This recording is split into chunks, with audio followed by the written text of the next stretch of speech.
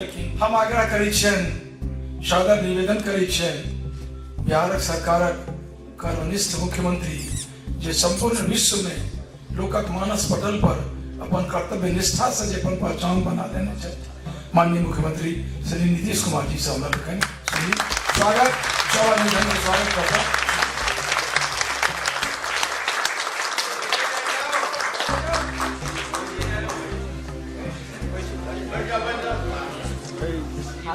श्री संदीप झा जी, संरक्षक मैथिल समन्वय समिति, बिहार विधान परिषद के सम्माननीय सदस्य श्री देवेश चंद्र ठाकुर जी, वरिष्ठ पत्रकार जिन्होंने मुझे यहाँ आने के लिए इस कार्यक्रम में शामिल होने की प्रेरणा दी, जानकारी दी कि लोगों की इच्छा है, हमने इसको सहर्ष स्वीकार किया कि मेरे लिए तो गौरव की बात है। श्रीमती इंदु झा जी, श्री यूपी सिंह जी, जनाब मोहम्मद आलम शरीफ साहब, वैद्यनाथ चौधरी जी, कमलाकांत झा जी, कन्हैया सिंह जी, राजकुमार झा जी, प्रेमचंद झा जी, अंगद चौधरी जी, प्रमोद झा जी, ललित झा जी, भारतेंदु विमल झा जी, दीपक झा जी, कुणाल ठाकुर जी, पंकज ठाकुर जी, श्रीमती डॉक्टर प्रतिमा झा जी, सुखचंद्र मिश्र जी और यहाँ उपस्थित सभी बहनों और भाई, मैं सबसे पहले आप सबको और जो ये मैथिल समन्वय समिति है उसको तहे दिल से धन्यवाद देता हूं, उन्होंने मुझे इस कार्यक्रम में बुलाया। आज हमारे पार्टी का सम्मेलन का कार्यक्रम पहले से निर्धारित था, तो इसी सिलसिले में मुंबई आना हुआ और जब मुंबई का कार्यक्रम था तो विनोद बंधु जी ने जानकारी दी और मुझे अच्छी तरह मालूम था, मैं पहले तो नहीं जानता था कि मिथिला की भी बहुत बड़ी संख्या में लोग मुंबई में निवास करते हैं। लेकिन जब हम लोग सांसद थे, जॉर्ज साहब हम लोगों के पार्टी के नेता थे, तो उन्होंने बृहत मुंबई नगर पालिका के चुनाव में उम्मीदवार उतारे थे। उस समय समता पार्टी थी और हम सब लोगों को उन्होंने कहा कि आप लोग प्रचार में आइए। तो हम लोग प्रचार में आए तो कई जगहों पर जब गए और हमने देखा कि भाई ये तो पूरा का पूरा एक तरह से मोहल्ला सिर्फ मिथिला वासियों का है, तब जाकर पहली बार हमको मालूम हुआ। वरना हम पहले तो समझते थे कि मुंबई में सबसे ज्यादा तो यूपी के आजमगढ़ के लोग हैं और बिहार के सीमांत के लोग हैं, जो मुझको जानकारी थी पहले से समझ थी। वैसे थोड़ी बहुत संख्या में सब जगह के लोग रहते हैं, लेकिन पहली बार मुझको एहसास हुआ कि इतनी बड़ी संख्या में मिथिला क्षेत्र के लोग मुंबई में भी हैं। तो जब विनोद बंधु जी ने कहा कि भाई मैथिल समन्वय समिति आपके साथ बातचीत करना चाहती है, तो मुझे नहीं मालूम था कि इस तरह का कोई कार्यक्रम होगा। हम तो समझते थे कि मेरी समझ में था कि बैठ करके यूं ही कुछ देर चर्चा हम लोग करेंगे, लेकिन इसको इस दूसरे रूप में आपने आयोजित किया, मैं धन्यवाद देता हूँ। तो मेरी इच्छा आप सब लोगों के सुनने की थी, लेकिन हमको क्या पता था, अगर ये रहता तो पहले से ही ये प्रोग्राम हम लोग तय करके इसी हिसाब से कार्यक्रम बनाकर आते। लेकिन चूंकि जाना है और यहाँ से कम आधा घंटा 40 मिनट लगेगा गोरेगांव जहाँ सम्मेलन है, और कम से कम 2 घंटा उस पर 7:00 में दिल्ली के लिए फ्लाइट है। कल नीति आयोग की बैठक है। वैसे तो पहले मेरे दिमाग में था कि आज रात में मुंबई रुकेंगे और कल दिन में लौटेंगे पटना, लेकिन इस बीच में नीति आयोग के बैठक की सूचना मिल गई 23 तारीख को, तो आज शाम में ही जाना पड़ेगा। इसलिए थोड़ा समय का कॉन्स्ट्रेंट हो गया, उसकी कमी हो गई, इसका मुझे दुख है। वरना अभी देवेश जी को सुनते, विनोद बंधु जी को सुनते, आप में से कई लोग जो कुछ करना चाहते हैं उनको सुनते बड़ी खुशी होती। लेकिन आज हम एक इसको सांकेतिक रूप में मानते हैं और संदीप झा जी से कहेंगे कि भाई कोई और भी आगे कोई कार्यक्रम आप रखिएगा।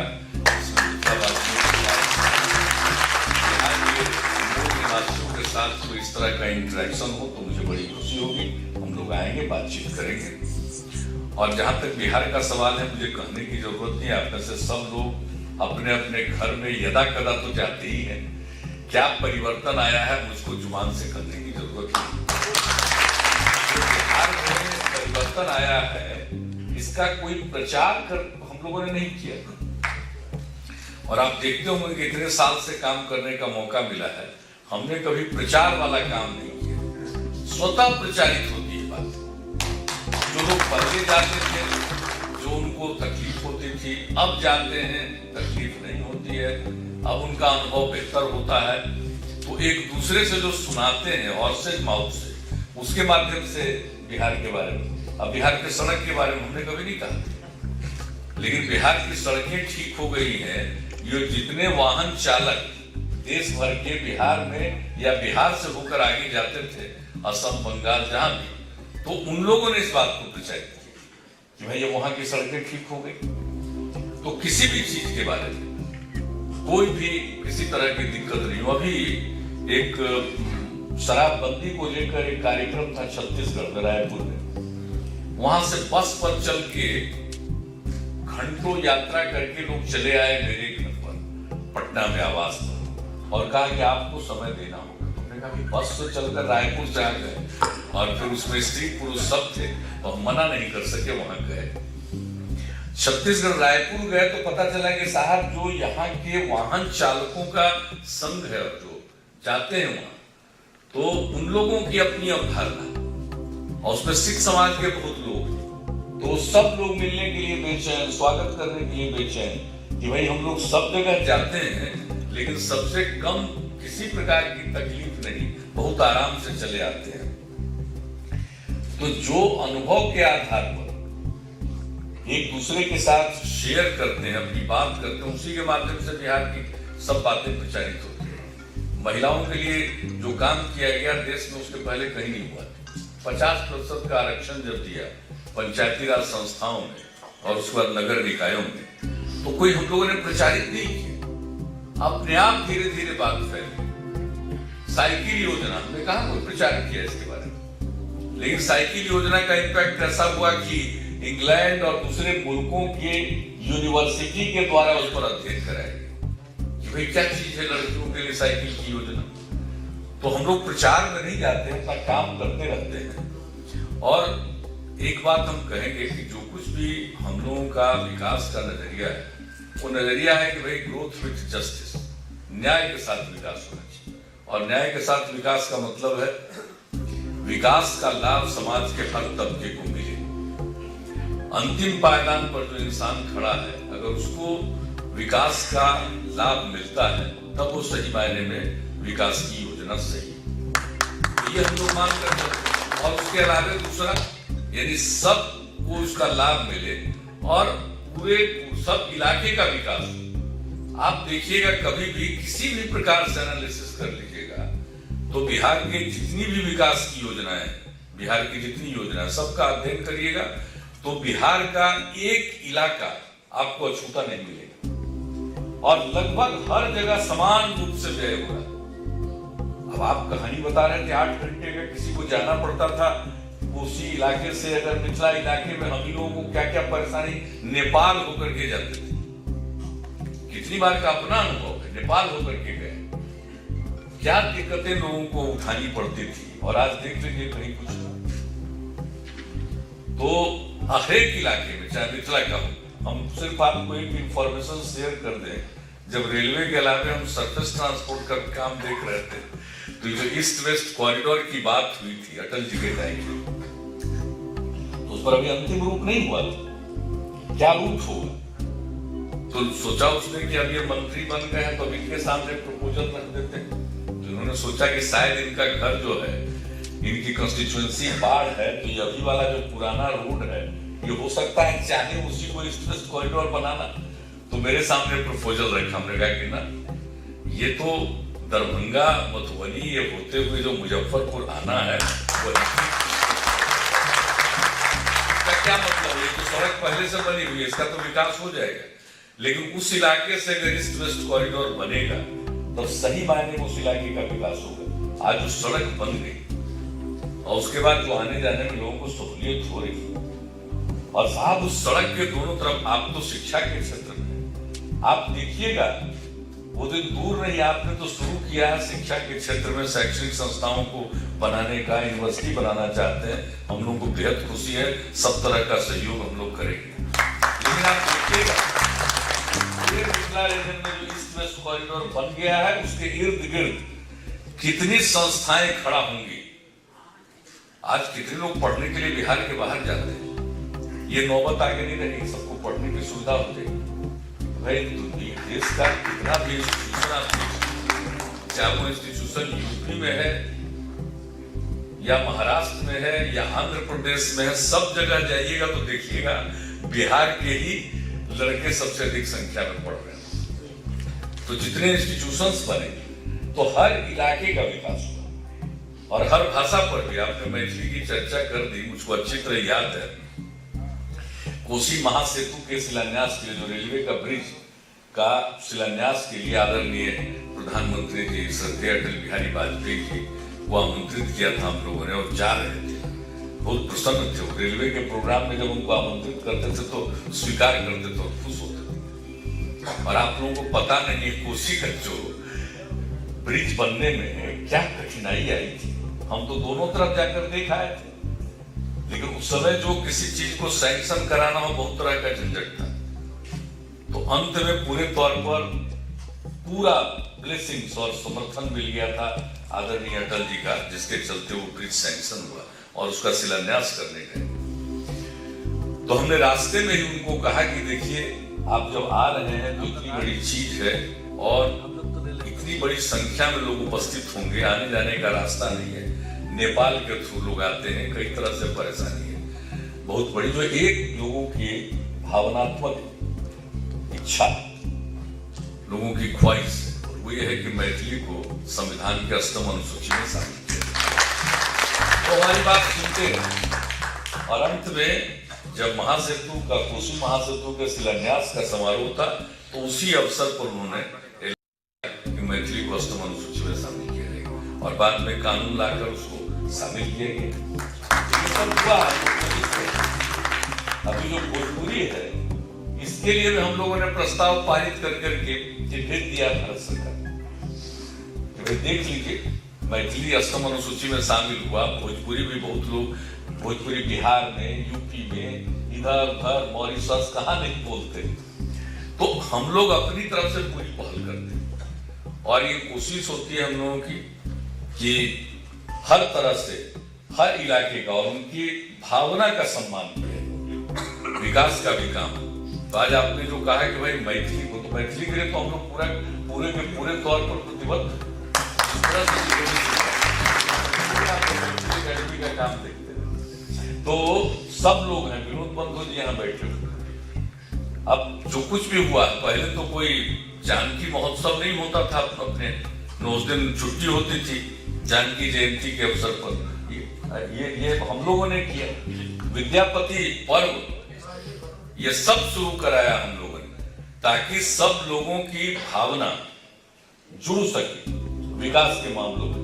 और समय अब मिथिला पेंटिंग की बात आप करें, मिथिला के लिए तो इंस्टीट्यूट हम लोग बनाने जा रहे हैं, उसके लिए का भी हो गया और सब कुछ हुआ।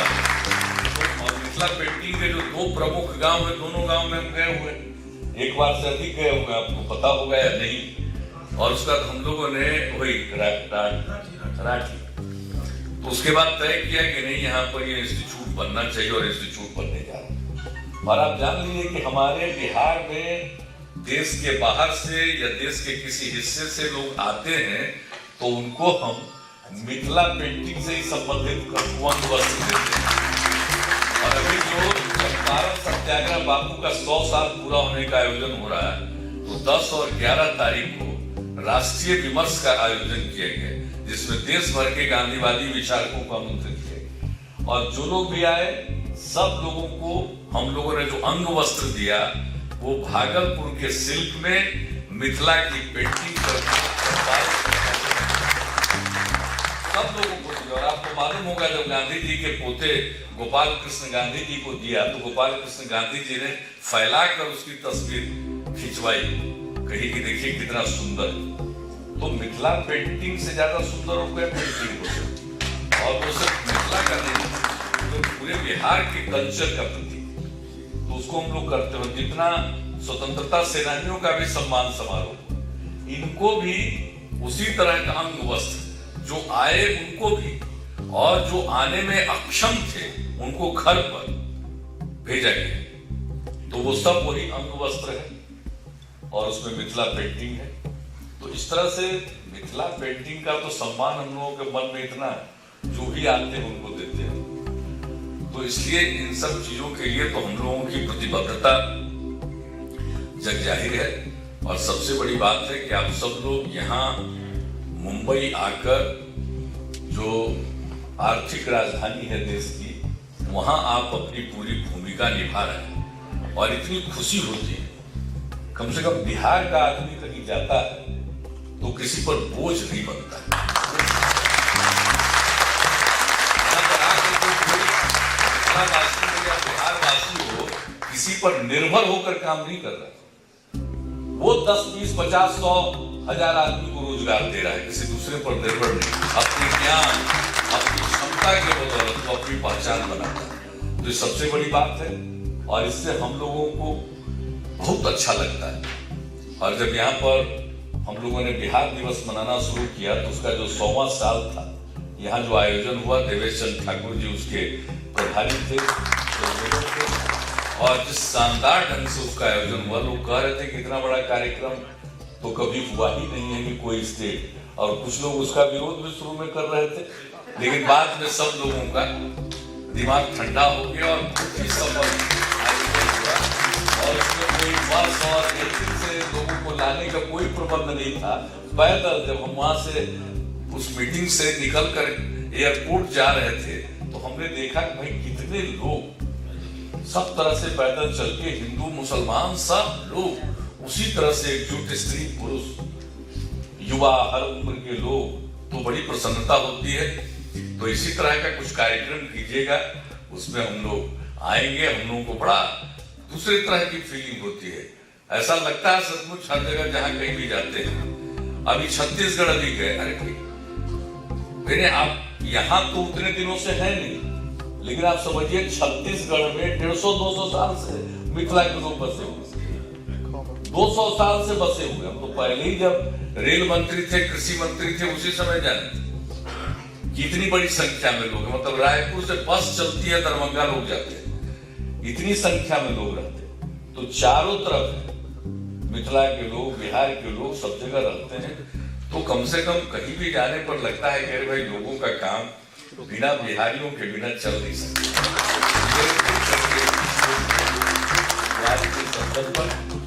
हम सब पूरे तौर पर आपके साथ हैं, तो आप ही की है बिहार में जो कुछ भी है।